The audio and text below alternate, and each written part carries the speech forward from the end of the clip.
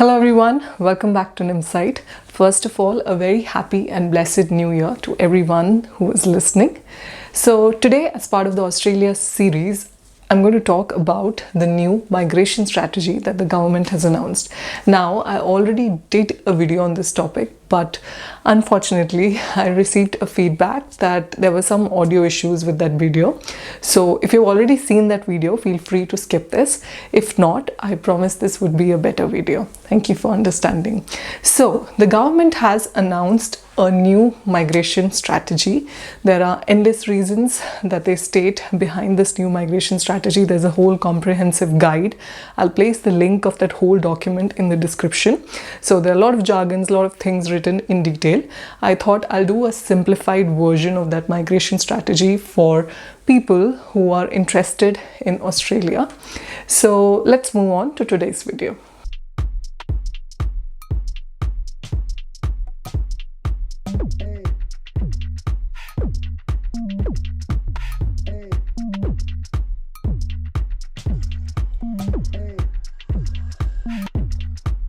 Now, the government has made a lot of changes with respect to student visas, graduate visas, business innovation visas, and so on.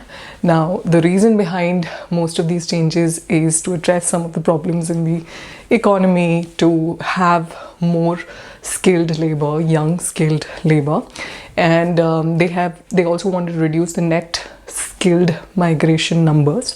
Like, it's falling down from around 500,000 to a forecasted 300,000 this financial year, and most of these changes are not expected to be in effect before like mid 2024 or late 2024.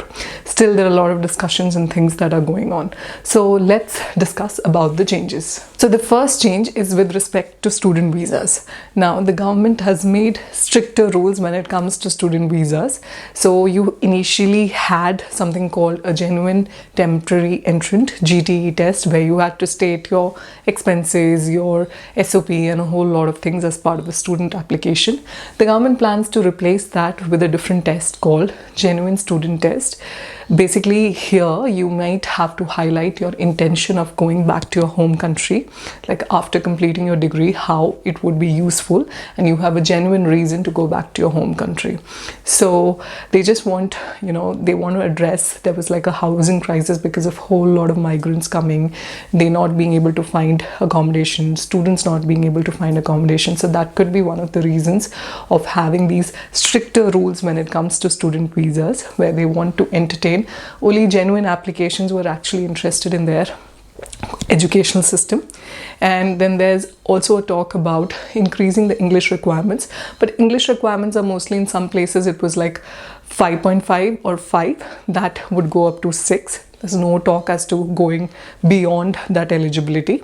There will still be priority given to regional visas, and you still have an option to convert to skilled visas if you accumulate all those points and if you do all those things that are required for you to get a PR. You should still have that. But all in all, when you apply for a student visa and when you give your application, you need to state your intention of completing your education and going back to your country. The next major change is with respect to graduate visas or post-study work visas. Now, this could come as a shocking news for a whole lot of graduates, especially people who are in that age category. So the age for applying for these graduate visas has been reduced from 50 years to 35 years. And the reason again behind this that the government states is that they want to attract more young skilled labor, because Australia sort of has an aging economy. So they want to promote more young talent for their skilled visa categories. And the other major change is length of stay could go back to what it was originally, like 2 years for masters and 4 years for PhD graduates. Like, there are still some discussion going on what exactly this would be. This could also be a bit shocking, because I remember I myself did a video when the government has announced that they are going to have a long stay about 6-7 months back, that they're going to have, extended stay for graduates, and there are a lot of people who came to Australia as well, citing that reason. Now the government is planning to go back to reducing the stay. So I know this could be a bit not a bit of a challenging news for few people, but the government has introduced different pathways. Now they are planning to replace the 482, which is the temporary skills shortage visa. Now this was like a employer sponsored visa. They're going to replace that with different pathways. Altogether they're called skills in demand visa. Now in this you have got core skills, you have got specialist skills and essential skills pathways. These pathways to permanent residency would be dependent on your salary and occupation. Like there are some sectors that are there that could apply for these kind of pathways, and that can lead to permanent residency, and based on your salary as well. Like the threshold of the salary is around 70,000 per annum, and then for each category it keeps on increasing up to 135,000. So there are still more and more things that need to be clearer about these pathways, but this could be a promising news that you have got different pathways, and the government wants you to move between different employers. They are wanting you not to stick to an employer if you're getting exploited at that particular place. They are offering you different pathways from temporary to permanent residency, and pathways for employer sponsorships as well. So that could be a good news. Now the final news is also about student visas. Now you cannot apply from one student visa to other student visa. Now once you've got your student visa, what people used to do is they'll get their post-study work visa, and then just to extend their stay, or because of the desperate attempt to stay in Australia longer, they would go for another student visa and so on, and they will stay here for 10-15 years. The government doesn't want to encourage this anymore, so you cannot apply for different student visas after you've got one student visa already. So that's another major news. Finally, there are some changes in business and innovation visas as well. The global talent visa, there was a visa category that was more relevant to skilled or distinguished people or PhD graduates. Their intake numbers might be reduced as well, and the numbers would be given to other pathways that they are introducing. So I'll place the link to the document that you can refer, which is from the official Department of Home Affairs website. I'll put that in description. You can check that out.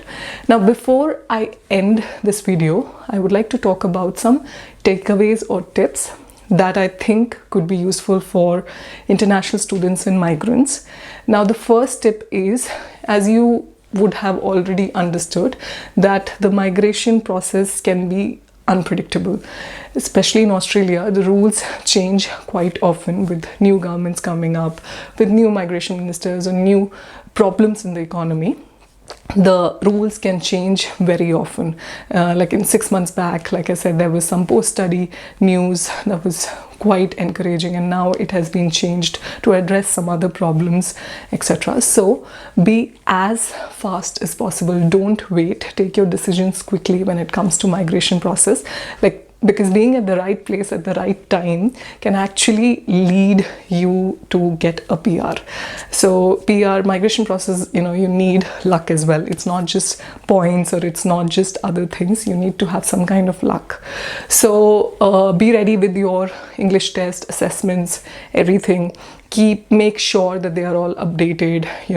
If you can do the process yourself, well and good. Everything is available in the Department of Home Affairs website. You can do it yourself, but if there's some complexity in your case, refer to a migration agent, talk to someone who can guide you and lead you.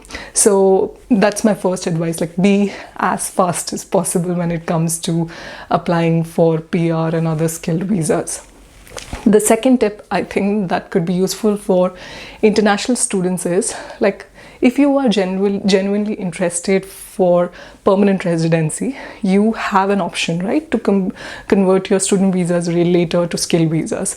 But for that, you need to focus on your skilled occupation, or focus on the occupation that you would be employed in after completing your degree right from the start. So even before coming, I would say make LinkedIn connections, talk to people, and a lot of the times what students students do is, after coming here, they do odd jobs to pay off their fees, to do, to pay off their expenses like Uber, etc. And they get sucked into it, and they're not able to come out of that loop. And by the time they get their graduate visa and other things, it's too late because they can't find a job.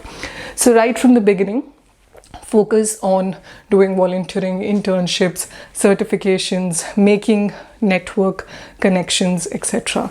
So that by, as soon as you graduate, you have a full-time job in your field. At least you have got connections, and you've got hope that you can find an employer who can sponsor you if, the points accumulation and the points tested visas don't work for you. So this is the best advice that I could give to international students.